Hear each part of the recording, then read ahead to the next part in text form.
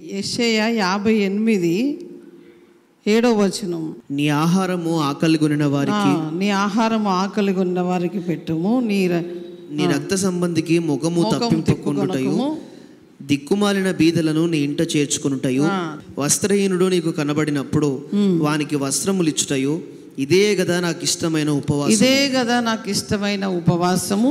అలాగున నువ్వు చేసిన ఎడల నీ వెలుగు వేకువ చుక్కవలే. ఎట్లుంటదట? మన వెలుగు వేకువ చుక్కవలే ఉంటదట. వేకువ చుక్కవలే ఉదయించును. స్వస్థత నీకు శీఘ్రముగా లభించును. నీ నీతి నీ ముందర నడుచును. మన నీతి మన ముందటనే నడుస్తుందట. మన రక్త సంబంధికి మన ముఖం తిప్పుకోకుండా మనము చేయవలసినవన్నీ కూడా చెయ్యాలి. బలహీనముగా ఉన్న వారికి చేసినప్పుడు ఇవన్నీ కూడా మనకు లభిస్తాయి. ఇంకా ఉన్నాయి, చదువు. యెహోవా మహిమ నీ సైన్యపు వెనుకటి భాగమును కావలి కాయును. అప్పుడు నీవు పిలువగా యెహోవా ఉత్తరమిచ్చును. యెహోవా నీకు ఉత్తరం ఇచ్చును. నీవు మొరపెట్టగా ఆయన నేనున్నానని ఇతరులను బాధించుటయు, ప్రేలు పెట్టి చూపి తిరస్కరించుటయు, చెడ్డదానిని బట్టి మాట్లాడుటయు నీవు మాని, ఆశించిన దానిని ఆకలిగొన్న వానికిచ్చి శ్రమపడిన వానిని తృప్తిపరిచిన ఎడల చీకటిలో నీ వెలుగు ప్రకాశించును. అంధకారము నీకు మధ్యాహ్నము వలె ఉండును. యెహోవా నిన్ను నిత్యము నడిపించును. క్షామకాలమున ఆయన నిన్ను తృప్తిపరిచి నీ ఎముకలను బలపరచును. నీవు నీరు కట్టిన తోట వలెను, ఎప్పుడునూ ఉబుకుచుండు నీటి ఊట వలెను ఉండెదవు. చూడండి, ఇశ్రాయేలు ప్రజలు ఐగుప్తు నుంచి బయటకు వచ్చేటప్పుడు ఎర్ర సముద్రంలో వాడు నడుస్తున్నప్పుడు ఆ యొక్క సముద్రం ఒడ్డున అగ్ని స్తంభం వస్తుంది.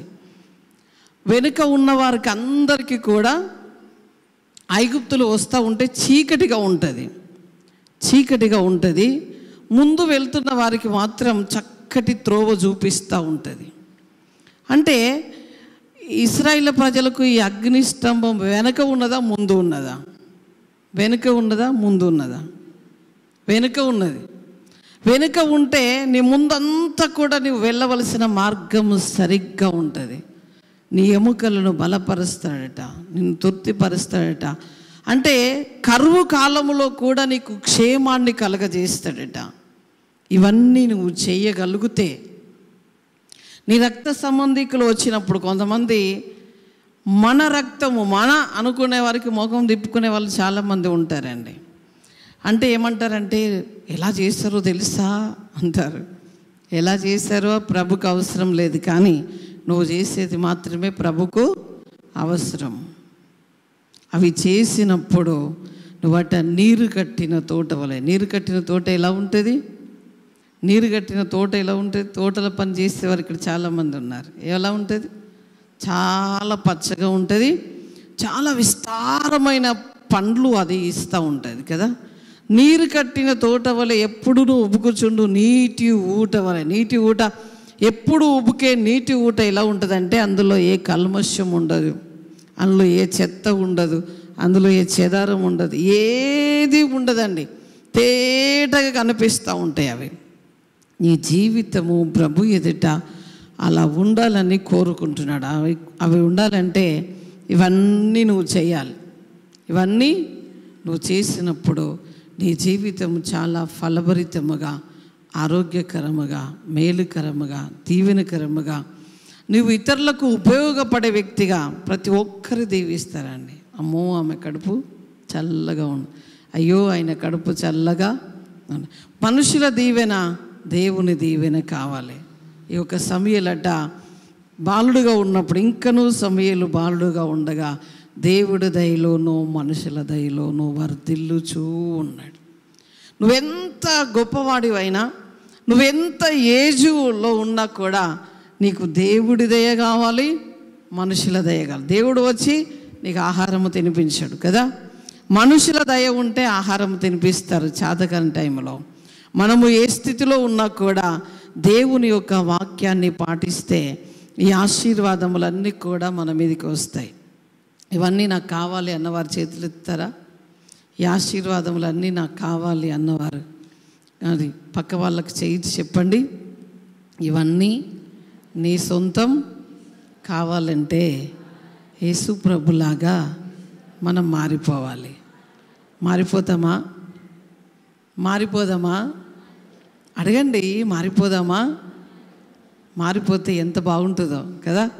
మనము సంతోషపడతాం, మన ఎదుట ఉన్నవారు కూడా చాలా సంతోషిస్తారు. చెప్పుకోవడం కాదండి, అవి మన క్రియల్లో కనబడాలి. మన జీవితంలో కనబడినప్పుడు యేసు ప్రభు నిత్యము చూసి సంతోషిస్తాడు. అప్పుడు నీవు లోపలికి వెళ్ళేటప్పుడు యేసు ప్రభు ఆ యొక్క గాయాలతో ఉన్నప్పుడు అడుగు పెట్టే వ్యక్తిగా ఉండవు, కానీ ఆ గాయమును మాన్పే వ్యక్తిగా ఉంటావు.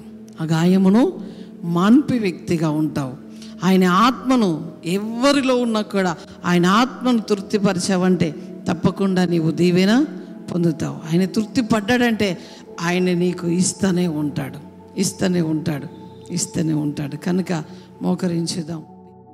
పరిశుద్ధుడా, జీవము కలిగిన మా తండ్రి, అయ్యా, మా పొరుగు వారి క్షేమము కోరి వారి క్షేమాభివృద్ధి కోసం మేము ఏదైనా సహాయము చేయవలసి వస్తే, వాళ్ళు బలహీనులుగా ఉంటే, వారు వస్త్రహీనులుగా ఉంటే, వారు ఆరోగ్యంతో లేకపోతే, వారు చెరసాల్లో ఉంటే, వారు ఏ ఇబ్బందులో ఉన్నా కూడా చేయూతనిచ్చే వ్యక్తులుగా ప్రభువా మీరు మమ్మల్ని మార్చండి. మంచి మనస్సును నీవు కలిగిన ఆ మంచి మనస్సును మేము కలిగి ఉండి నిత్యము నిన్ను ప్రభువా కనపరిచే వ్యక్తులుగా మాలో, మా జీవితాల్లో, మా కుటుంబాల్లో అట్టి ఆత్మ మమ్మల్ని పరిపాలించునుగా. కానీ యేసు నామములో అడుగుచున్నాము తండ్రి, ఆమేన్.